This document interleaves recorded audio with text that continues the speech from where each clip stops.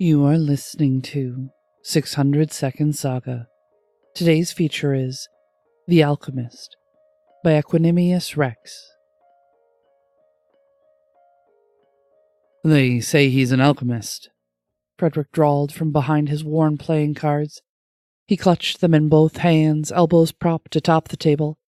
Cigar smoke plumed over his greased mustache, mingling with the dry air. The telltale smell of tobacco filled the small shack, and the smoke became a diaphanous haze that seeped through the cracks in the walls. Frederick's bowler hat cocked to one side, carefully positioned to signal nonchalance. His foot tapped against the dirt floor in a steady rhythm. They say Jerusalem in the South is going to be finished next year, Bob quipped. He was seated to Frederick's left, and slurred as he spoke. Dark stains marred the front of his shirt, still barely visible against the road dust. A bottle of rancid-smelling liquor sat next to him. They say a lot of things. He belched as if to punctuate the sentiment. The third man remained silent, his cards face down on the table. This one neither smoked nor drank, but stared at the wall across the room with eyes that were vacant. A vein pulsed at his temple, the only movement he made. Well, I don't know about all that, Frederick said, flicking a tongue over cracked lips. But Susie May, you know, the scrapper's daughter, she was just telling me. Susie the floozy?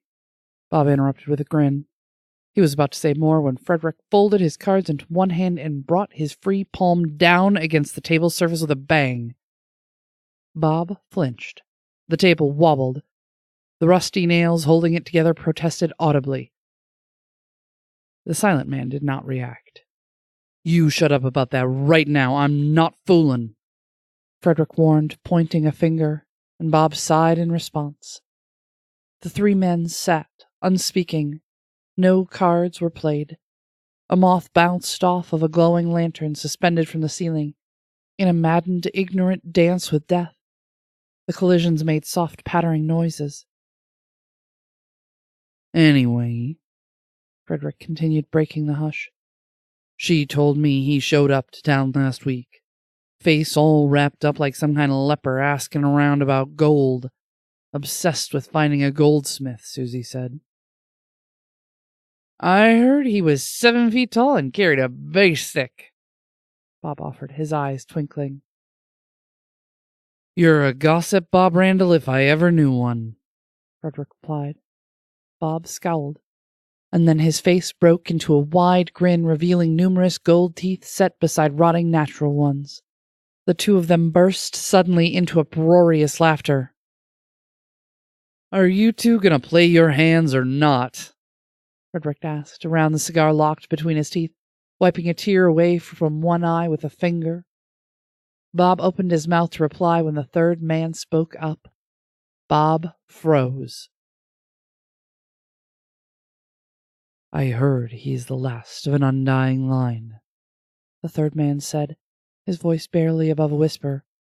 Haunted by the years as they have passed, his loved ones and children aged and spoiled before his eyes. His two companions gaped. He talks? Bob mouthed wordlessly to Frederick, crinkled his face and shrugged. The third man continued. I heard he can shoot a butterfly off a dandelion at 50 yards, that he has no need for sleep. I heard that he can walk for a week without stopping, that he sacrificed his soul so his body would march on long after it should be in the ground. There's more, he intoned, his voice now downright conspiratorial. If you say his true name 3 times before a mirror, he'll find you. He spits on money, only takes payment in gold. That's why they call him the Alchemist. He mimicked firing a pistol with one hand. Because he can turn the lead into the stuff. Is that right? Asked a voice. Now they turned in shock to peer at the open door. A stranger stood outside with features obscured in deep pools of shadow. The nameless man stood, his chair toppling behind him, eyes wide, mouth open, cut off by the flash and boom of the stranger's hidden firearm. He tumbled backwards, a corpse before he hit the floor. The doorway filled with black smoke as the stranger walked through the fumes into the shack. Frederick dropped the cards, his eyes cast downward. He held his hands up, fingers splayed, elbows fixed to the table. When he spoke, his voice wavered. I don't know what business you had with that fellow on the ground, but it doesn't concern me none. I don't know that man from Adam. The stranger did not respond. Frederick shot a look at Bob, but was unable to catch his attention, transfixed as he was by the corpse in the gently growing pool around his middle. The stranger walked a few steps forward and stopped. Frederick swallowed, or tried to.